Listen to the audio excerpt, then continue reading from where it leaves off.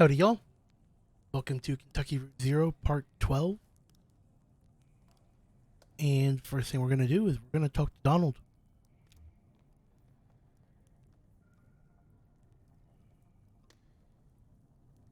Trace an orbit round the road and close your eyes with dread, for we on mold and whiskey fed and drank from rivers down below.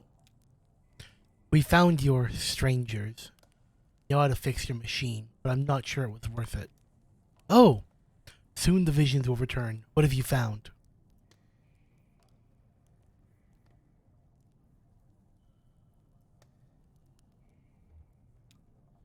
They say you need to type a specific phrase to restore it. Oh, a bit of a poem to rally the illustrious spirit? Of course, well then, type away by all means. Do not hesitate. Type away.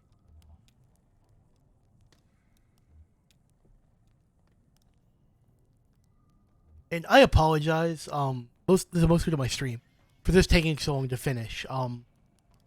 But all the different, I know they're subtle and small, but the intonations, inflections, and just the constant speaking, has rubbed my voice just a smidge on the raw side, so I'm trying to be careful with it. So this will be the last part for tonight, and then I'll switch over to streaming something else for the last bit.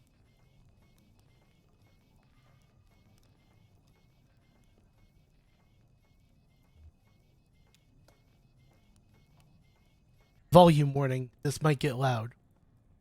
Okay, supposed to type dome in air. Weird. Just following instructions. Here we go.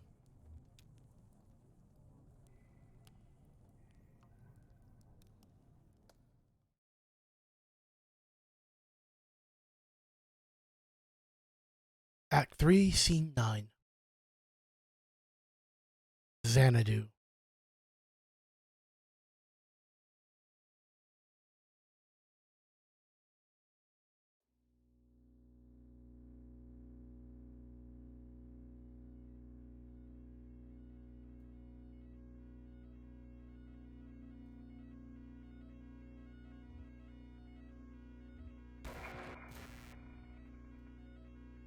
Xanadu.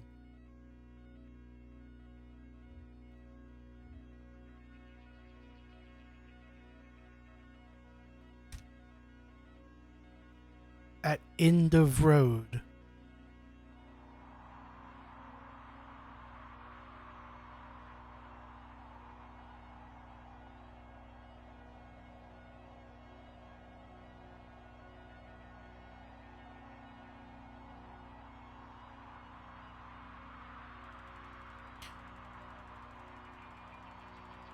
You are standing at the end of a road before a small brick building. Around you is a forest. Enter building.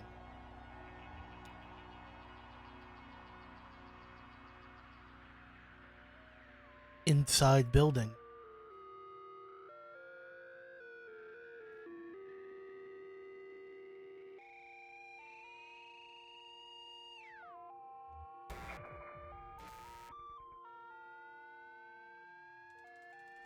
You are inside a building, a storage shed for the National Park Service. There is a sensible, modern electric lantern nearby. Get the lantern. Get lantern. Taken. Exit building.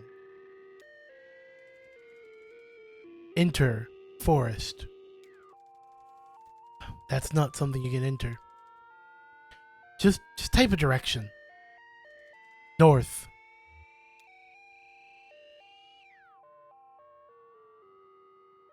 In forest.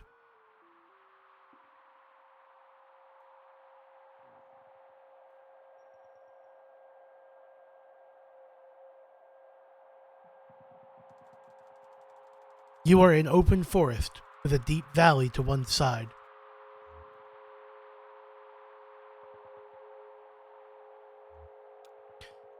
Head back south to that building. South. You're in forest. Hey, it's a maze.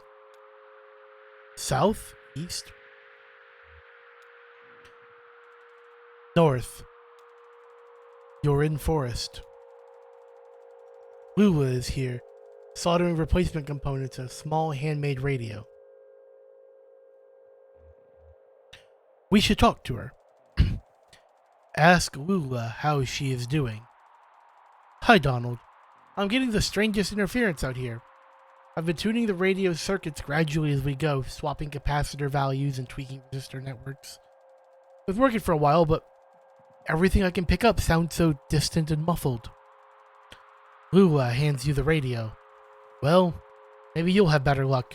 You're good at this stuff, just don't forget to give it back.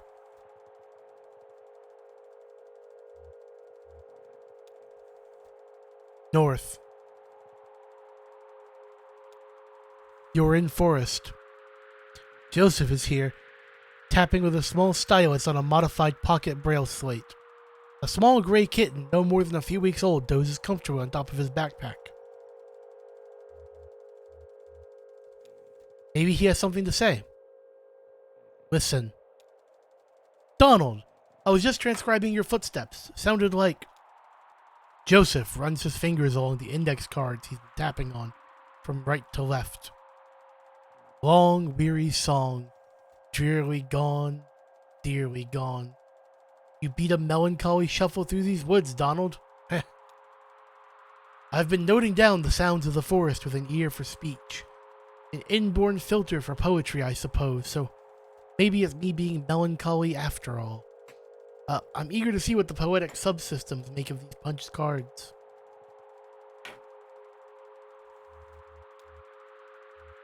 North?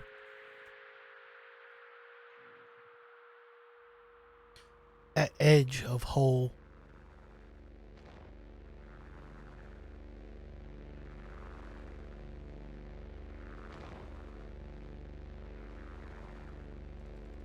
You are at the edge of a massive hole. Dirt gives way to rock as the ground sinks into darkness. A computer tied to your upper back slickens with sweat in the afternoon sun. The rope slung around your shoulder is slipped under the strap of your backpack, digging uncomfortably against your collarbone.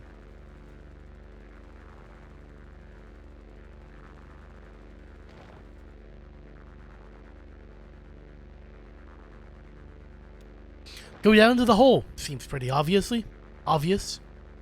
Down. The cave walls are too slick to climb safely without assistance. You lose your footing and fall to your death. Rip. Your score was 0 out of a possible 8,192. What? You may continue or quit. Continue.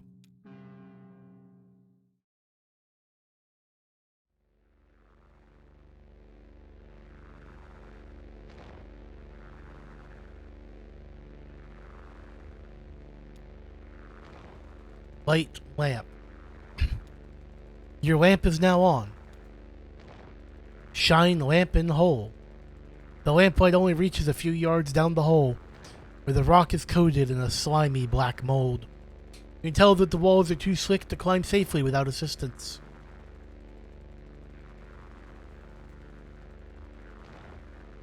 Try using the rope to climb down safely. Tie rope to tree. The rope is tied snugly to a tree trunk. Down. Your feet slip a few times on the slimy rock, but you remain stable. Lula and Joseph descend carefully after you. In bed quilt.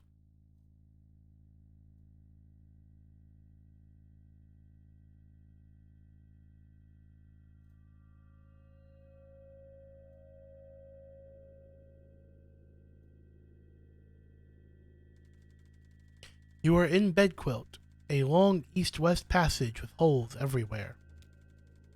Joseph and Lula remove the computer equipment they are carrying on their backs and begin setting up. That's the last trip, so everything's down here now. Set up the gear. Set up gear. I only understand you as far as wanting to set the up above. set the up above? Lula looks pensive.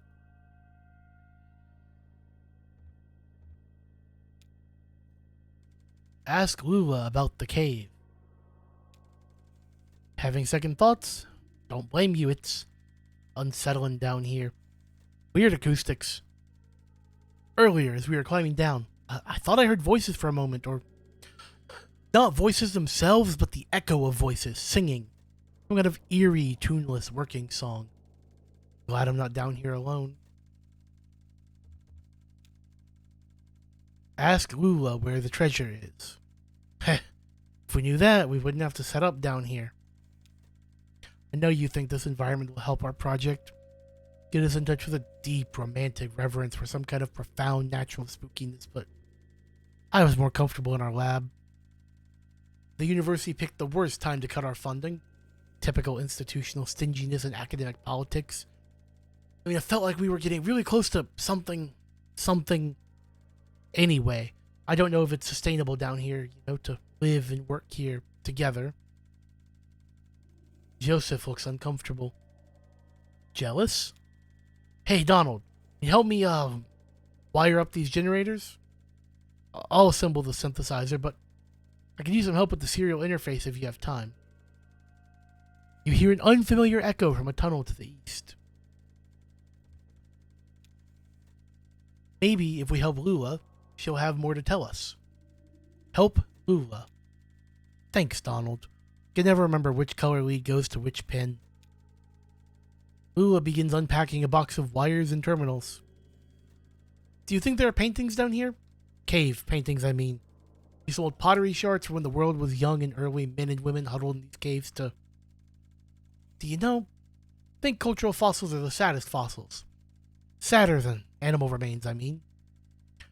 We might come across a petrified mollusk or a partial dinosaur footprint, say, there was a point of contact here where a body touched the earth.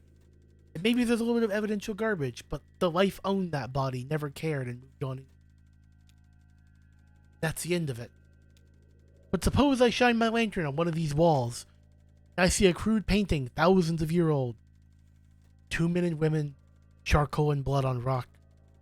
Someone put that there, to keep something on the rock after she passed. A hope, relationship, or a moment. A worry, maybe. A regret. She made a painting to keep something alive for her. But like that dead mollusk or that itinerant dinosaur, she had to move on. Whatever it was is gone, and now we're looking at this painting, this dangling copy with no original.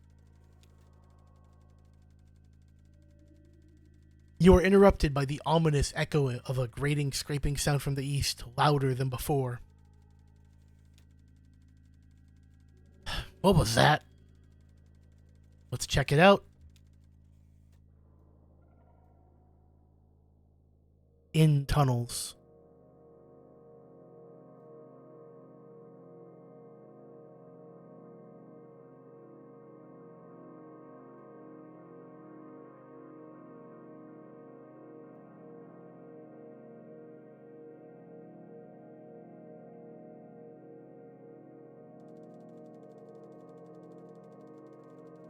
You rush down the tunnel with Joseph and Lula close behind.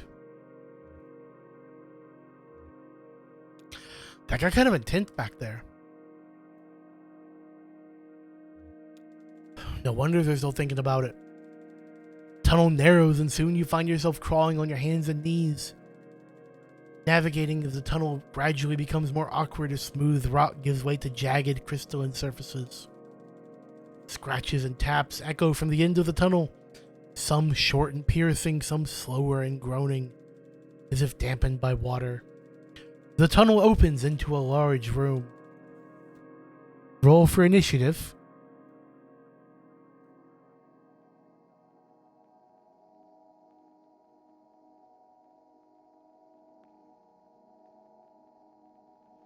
Okay, these wireframes look like the figure from the Act 2 to 3 interlude, but not orange. You were in a large, irregular chamber. The walls, floors, and ceiling are covered with crystalline projections. Strangers are here. scraping black mold from the crystals. They look up when you enter. One of them seems about to speak. Finally! Let's listen to what he says. The stranger reaches for a box he's carrying and presses a plastic button.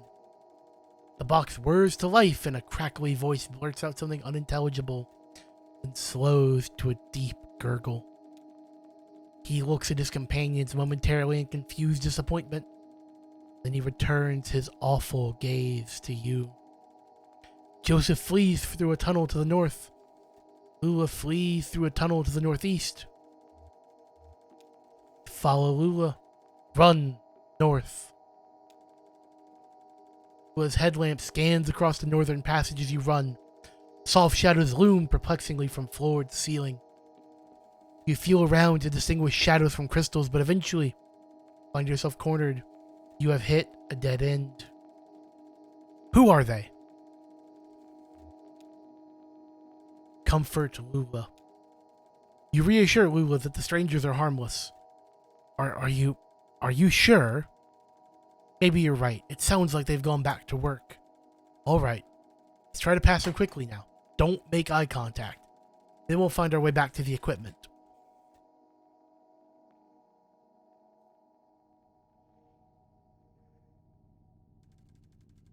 You are in Bedquilt, a long east to west passage with holes everywhere. Lula is here, panting for breath. Did they follow us? Where's Joseph? May as well wait. Wait. Time passes. Lula nervously runs her hand over a vein in the along a vein in the cave wall.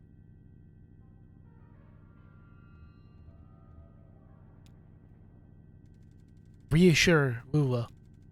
I know, but never mind. I don't want to think about it. I guess we should wait for Joseph here. This is where he'll go, right? I guess we could wait for an hour or so.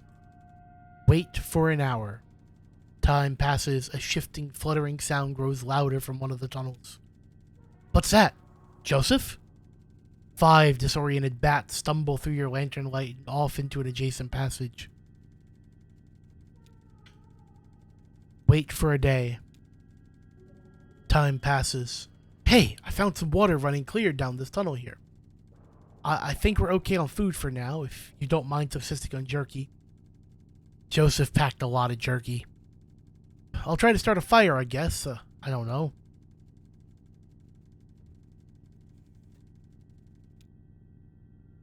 Wait for a month. Time passes. Begin to measure days and nights by the life and death of the fire. Do you know how these caves and tunnels got here? Erosion. You apply a process long enough and eventually a new place results. I'd like to make my own places, I think. My own caves. Lula withdraws into her sketchbook for several days, or maybe longer.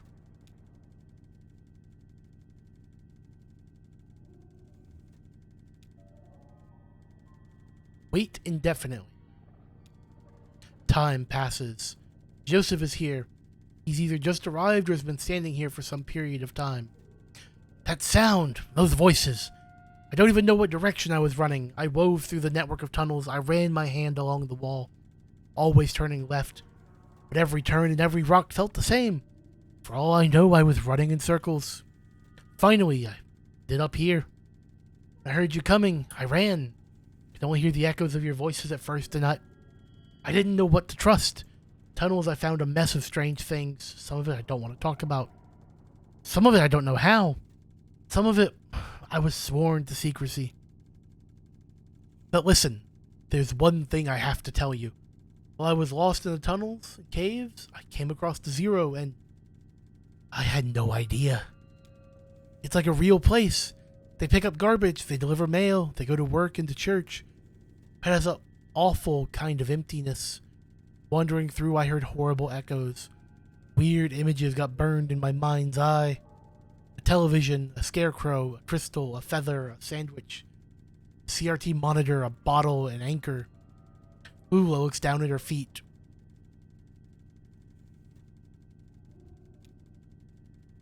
Ask Lula what is up. the roof of the cave. Sorry, nothing. Just, Joseph, you sound disturbed. Lula, you've heard the same darn stories I have. Doesn't matter now. I'm leaving.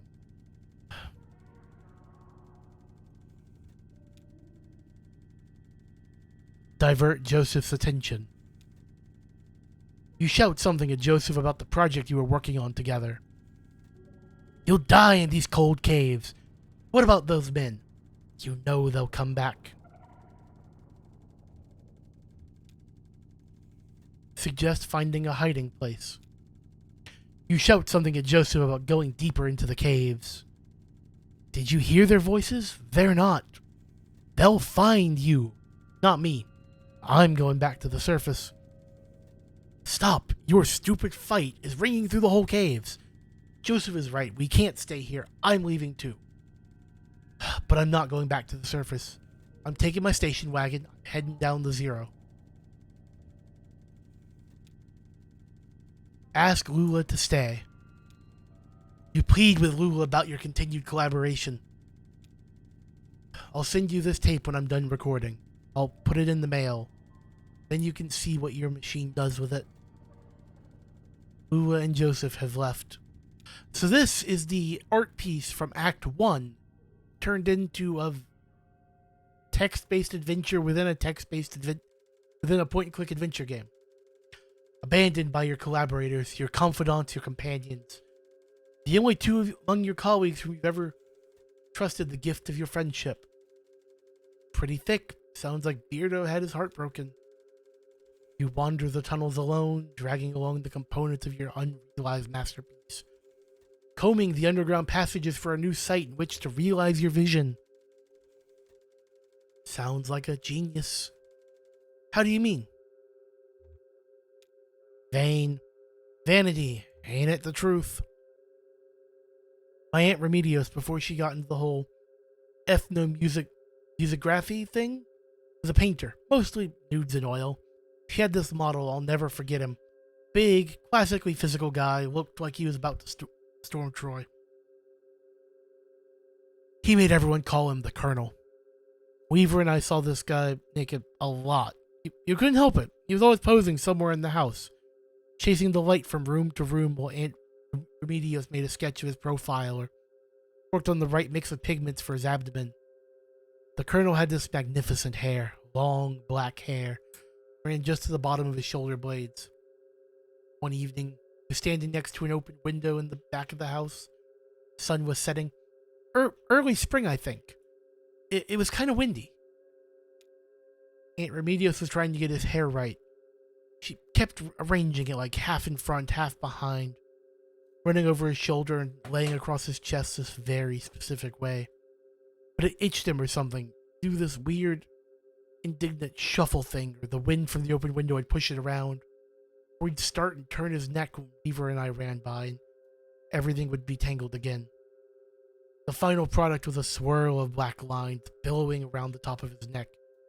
Weird thing is, I don't remember his face now, just that black swirl.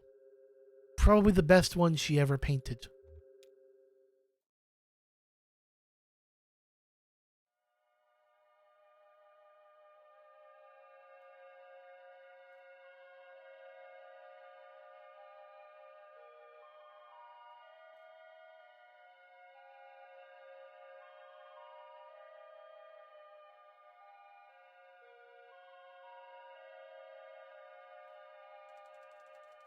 After what may have been years, you stumble out of a tunnel to a cavernous open space.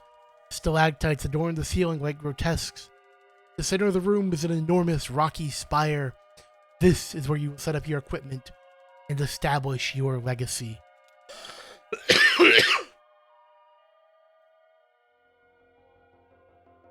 It's now rendering itself interesting.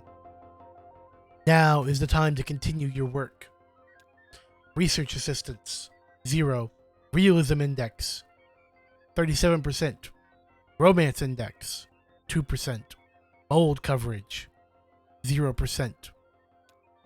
You may hire a new research assistant, assign assistants to a task, or sleep until tomorrow.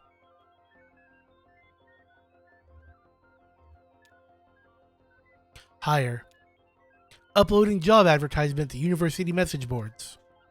You have hired Roberta, who studies fairy tales. Assign. Assigning available research assistant to transcription. Hire.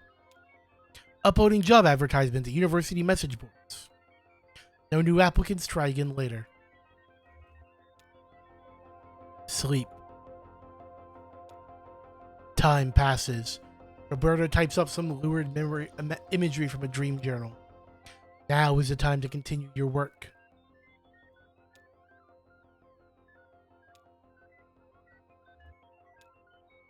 Hire. You've hired Greg, who studies architecture.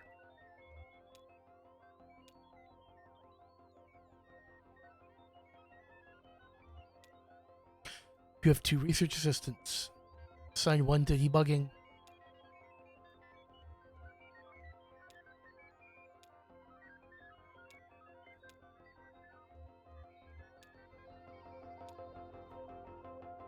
Time passes. Roberta makes adjustments to the echolocation algorithm. Bats now fly normally instead of getting hung up on each other's wings and clustering together like horribly leathery tumbleweeds. Interesting mental image. Greasy black mold is collecting on the computer equipment. Now is the time to continue your work.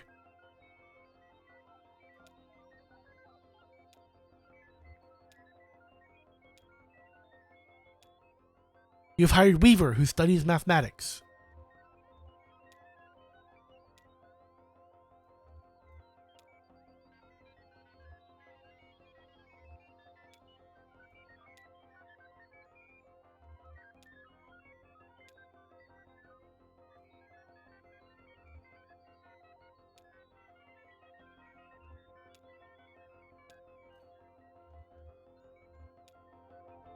Sleep. Time passes. Roberta extensively notates tunnel diameter as a function of length. Weaver summarizes the migratory pattern of bats through the tunnels. Greg muses about the love lives of fungal colonies. Intruders! The strangers are doing something to the equipment, but you can't make out what. You hide behind a rock until they leave. With trepidation, you emerge from your hiding place hours later. Now is the time to continue your work. I'm not convinced this is getting us any closer to the 0.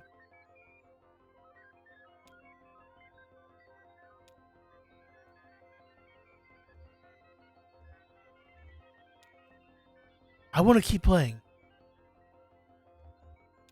Come on, kid, we got stuff to do. Quit. Are you sure you want to quit? Yes. That was a rhetorical question. Exit. But you aren't in anything at the moment.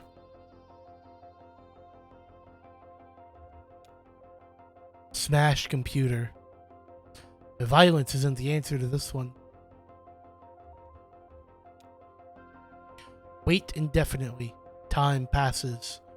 Research assistants come and go. One of them, the mathematician named Weaver, follows the strangers into the tunnel. She doesn't return, but neither do they.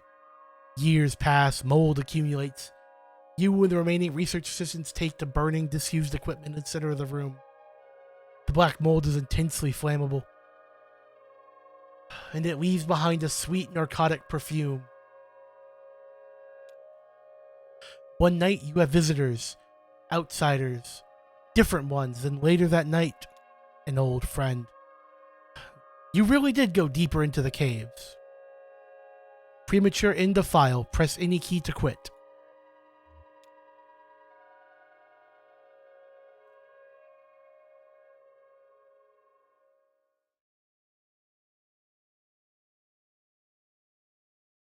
Act 3, Scene 10. And unless it automatically begins in dialogue, this is where I will end the recording for this chapter. We will pick up Thursday, because Wednesday is my night off.